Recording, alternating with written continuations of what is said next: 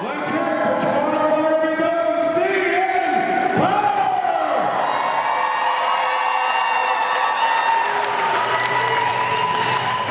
Well, the book started, it was kind of an extension of my blog.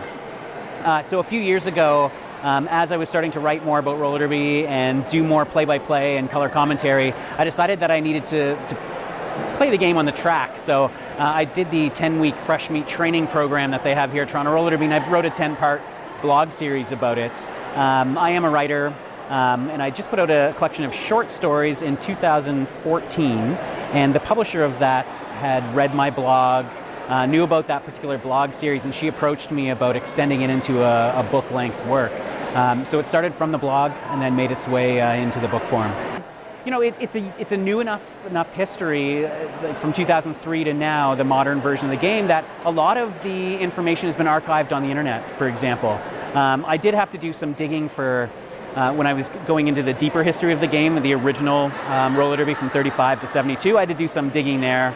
Found some old like UBC student newspapers from the 40s when there had been an intramural roller derby league there.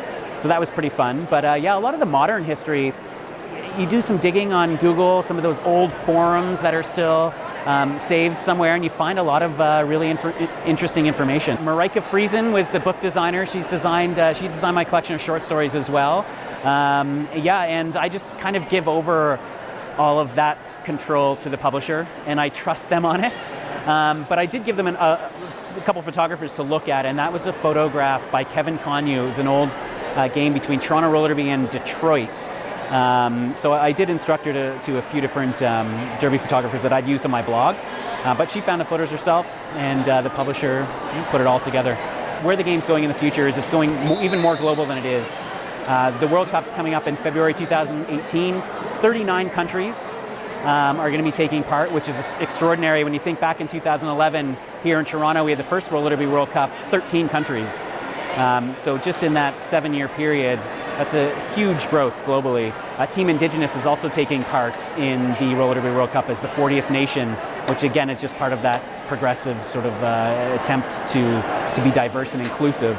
So yeah, I see the game spreading globally. I think it's settled right now. For what it's going to look like, it's still getting more coverage in the States. ESPN will be covering the WFTDA Championships again this year for the 3rd year in a row. And it's actually going to be on ESPN2, so it's moving up. The last 2 years it was on ESPN3. So I think we're just going to see that as it spreads its tentacles out around the globe. We're going to start seeing that more coverage kind of at the top from mainstream media starting to take notice.